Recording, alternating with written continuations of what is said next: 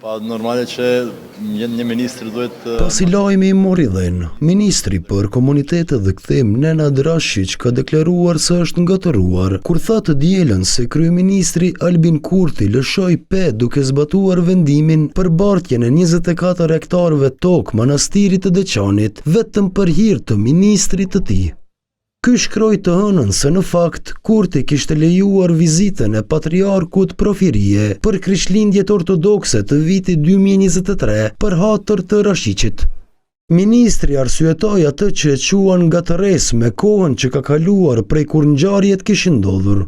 Gati njëjtën kohë ose kohën e përgjithshme, bashkësakt në fillim të 2023-t, patriarku serb u kërkoi një lej për të them ashtu vizit këtu në Kosovë dhe unë në atë aspekt shkova te kryeministri që të kërkoj një të them ashtu leje të qendrimit.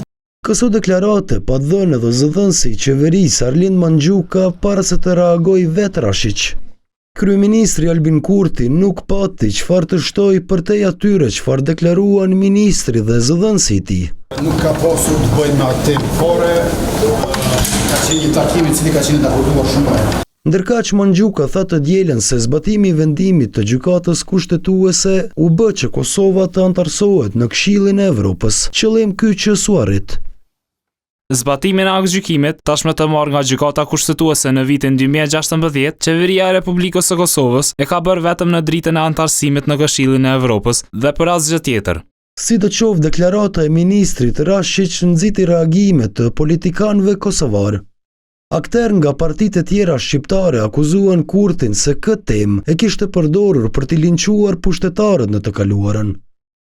Në mars 2024, kryeministri Kurti kishte kërkuar agjencisë kadastrale që të transferojë 24 hektar tokë në emër të manastirit të Deçanit.